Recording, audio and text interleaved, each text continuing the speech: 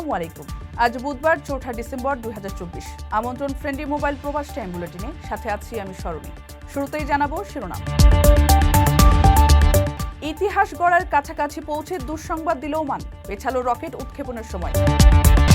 প্রবাসীদের সুখবর দিল কুয়েত, পাশ হলো নতুন আইন। নভেম্বরে ওমান থেকে এলো প্রায় $9.5 কোটি, শীর্ষস্থান হারালো আমিরাত। বিমানের ফ্লাইটে মিলল 11টি স্বর্ণের বার, খোঁজ নেই মালিকের। ওমান প্রবাসী লুট হওয়া মোটরসাইকেল উদ্ধারে অভিযান, সন্ত্রাসীদের হামলায় 5 পুলিশ আহত। দর্শক দেখছিলেন শিরোনাম, এবারে পুরো খবর। ওমানের সেরা রেট দিচ্ছে বাংলাদেশি প্রতিষ্ঠান গালফ এক্সচেঞ্জ। প্রিয়জনকে টাকা পাঠাতে আজই আসুন আমাদের যে কোনো ব্রাঞ্চে অথবা কল করুন স্ক্রিনে দেয়া নাম্বারে। গালফ এক্সচেঞ্জ, বাংলাদেশিদের প্রিয় এক্সচেঞ্জ। ইতিহাস গড়ার কাছাকাছি গিয়েও অপেক্ষার পর্ব আরও দীর্ঘ হচ্ছে ওমানের। নিজেদের ভূখণ্ড থেকে প্রথমবার আধুনিক দ্রুতগতির প্রযুক্তির রকেট উৎক্ষেপণ অনির্দিষ্ট সময়কালের জন্য স্থগিত করা হয়েছে। ওমান সরকারের পক্ষ থেকে জানানো হয়েছে, দুকুম 1 নামে যে রকেটটি বুধবার উৎক্ষেপণের কথা ছিল, আবহাওয়ার পরিস্থিতির কারণে তা আপাতত স্থগিত করা হয়েছে। আবহাওয়ার উন্নতি সাপেক্ষে পরবর্তীতে নতুন শিডিউল করা হবে। এর আগে প্রথমবারের মতো ওমানের দক্ষিণ দুকুম এলাকার লঞ্চ প্যাড থেকে পরীক্ষামূলকভাবে সায়েন্টিফিক এই রকেটটি উৎক্ষেপণ করার কথা জানানো হয়। এর মধ্য দিয়ে মহাকাশ যাত্রায় নতুন ইতিহাস গড়ার দ্বারপ্রান্তে আছে মধ্যপ্রাচ্যের উপসাগরীয় দেশটি। দুকুম 1-এর দৈর্ঘ্য 6.5 মিটার এবং ওজন 80 কেজি, যার গতি থাকবে প্রতি সেকেন্ডে 1530 মিটার। লঞ্চ হওয়ার পর 15 মিনিটের আনুমানিক সময়কালে এটি সি লেভেল থেকে 140 কিলোমিটার উচ্চতায় ঘুরে আসার কথা।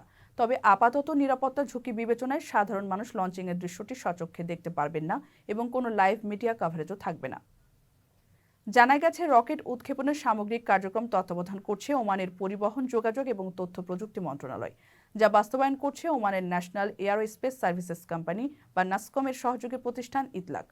2025 সালের মধ্যে আরও 3টি রকেট উৎক্ষেপণের পরিকল্পনা আছে ওমানের। পরবর্তীতে এগুলোর সময়সূচি ঘোষণা করা হবে। কারো কাছে স্বপ্ন পূরণ, কারো আনন্দের উপলক্ষ, আবার কারো জীবন পাল্টে দেওয়ার মুহূর্ত, কখনো জীবন বাঁচাতে সর্বোচ্চ গতিতে উড়ে চলা, কারো আবেগের শেষ মুহূর্ত, আপনজনের শেষ বিদায়ে সামিল হওয়া। এমন সব ইচ্ছে পূরণে সর্বনিম্ন ভাড়ায় দ্রুতগতির বাহন প্রবাসীর হেলিকপ্টার। আপনার প্রয়োজনে যোগাযোগ করুন আমাদের হটলাইনে। ষাটঊর্ধ্ব প্রবাসীদের ওয়ার্ক পারমিট নবায়নে অতিরিক্ত ফি কমানোর আনুষ্ঠানিক ঘোষণা দিয়েছে কুয়েত সরকার। বুধবার কুয়েতের স্থানীয় সংবাদ মাধ্যম আরব টাইমসের প্রতিবেদনে এই তথ্য জানানো হয়। এই সিদ্ধান্তের আগ পর্যন্ত কুয়েতে প্রাতিষ্ঠানিক ডিগ্রি নেই এমন ষাটঊর্ধ্ব বয়সী প্রবাসীদের রেসিডেন্সি নবায়নে কঠোর নিয়ম চালু করেছিল দেশটির সরকার। 2021 সালের শুরু থেকে এই আইন কার্যকর হওয়ার ফলে 60 বছরের বেশি বয়স্ক নন ডিগ্রিধারী অনেক প্রবাসী স্বাস্থ্য বীমা এবং সরকারি ফি সহ প্রতি বছরে প্রায় 800 দিনার পরিশোধ করে দেশটিতে অবস্থান করছেন। বিপুল পরিমাণ এই অর্থ পরিশোধে ব্যর্থ হয়ে কুয়েত ছাড়তে বাধ্য হয়েছেন অনেকেই।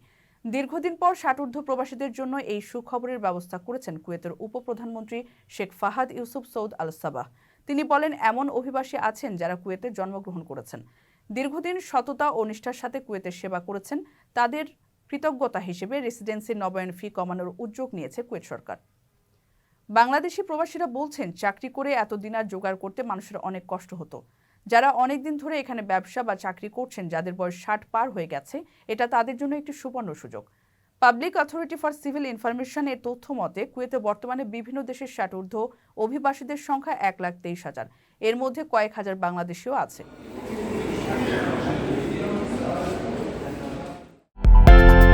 বিদেশ থেকে প্রিয়জনকে উপহার পাঠান প্রবাসী শপের মাধ্যমে। যোগাযোগ করুন স্ক্রিনে দেওয়া নম্বরে।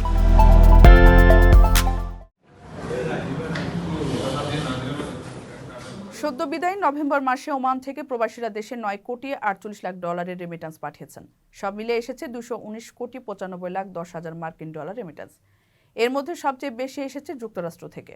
বাংলাদেশ ব্যাংকের হালনাগাদ প্রতিবেদন থেকে জানা যায়, নভেম্বরে যুক্তরাষ্ট্রের প্রবাসীরা দেশে সবচেয়ে বেশি $51.19 রেমিট্যান্স পাঠিয়েছেন। এছাড়া শীর্ষ 10 দেশের তালিকায় রয়েছে আমিরাত, সৌদি আরব, যুক্তরাজ্য, মালয়েশিয়া, ইতালি, কুয়েত, ওমান, কাতার ও সিঙ্গাপুর।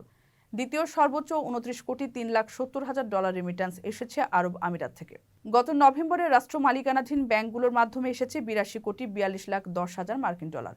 এছাড়া বিশেষায়িত ব্যাংকের মাধ্যমে $14,58,60,000, বেসরকারি ব্যাংকের মাধ্যমে 122,31,50,000 ডলার ও বিদেশি খাতের ব্যাংকগুলোর মাধ্যমে এসেছে 62,80,000 ডলার রেমিট্যান্স। প্রবাসীদের বিনিয়োগের শতভাগ নির্ভরযোগ্য প্রতিষ্ঠান প্রবাসীর সিটি লিমিটেড। এখানে বিনিয়োগ করে হালাল মুনাফা অর্জন করুন। দুবাই থেকে আসা বিমানের ফ্লাইট থেকে 11 পিস স্বর্ণের বার জব্দ করেছে শুল্ক গোয়েন্দারা। বিমানের অভ্যন্তরে পরিত্যক্ত অবস্থায় স্বর্ণের বারগুলো জব্দ করা হয়।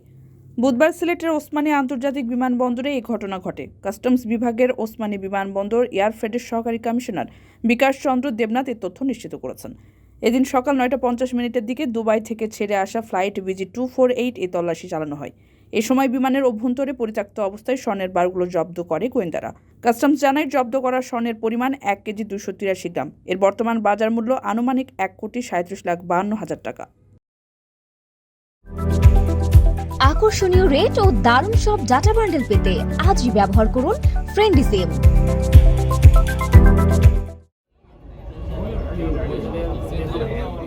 ওমান প্রবাসী ইয়াসিন চৌধুরীর বাড়ি থেকে লুট হওয়া একটি মোটরসাইকেল উদ্ধার করতে গিয়ে হামলার শিকার হয়েছে একদল পুলিশ। এই ঘটনায় পুলিশের গাড়ির কাঁচ ভাঙচুর করা হয়েছে। হামলায় আহত হয়েছেন 5 পুলিশ। গত সোমবার রাতে রাউজান উপজেলার হলদিয়া ইউনিয়নে এই ঘটনা ঘটে। এর আগে গত 30 সেপ্টেম্বর আজিজুল হক নামের এক ব্যক্তির নেতৃত্বে একদল সন্ত্রাসী প্রবাসী ইয়াসিন চৌধুরীর বাড়িতে মোটরসাইকেল বহন নিয়ে হামলা চালায়।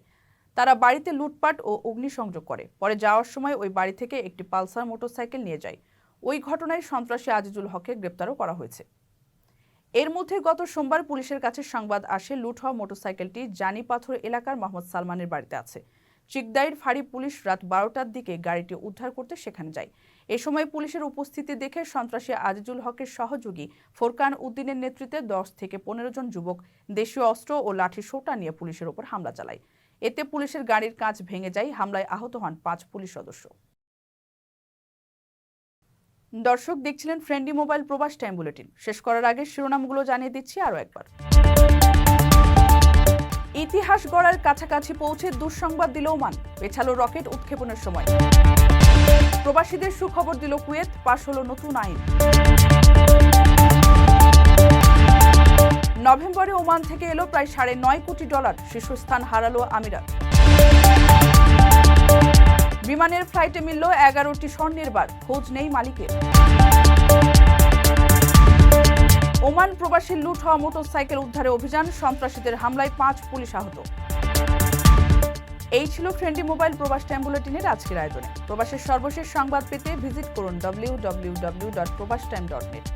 সাবস্ক্রাইব করুন আমাদের ইউটিউব চ্যানেল এবং চোখ রাখুন ফেসবুক পেজে। পরবর্তী বুলেটিন দেখার আমন্ত্রণ জানিয়ে আজকের মতো বিদায় নিচ্ছি আমি শরণ। সে পর্যন্ত সবাই ভালো থাকবেন এবং নিরাপদে থাকবেন। আল্লাহ হাফেজ।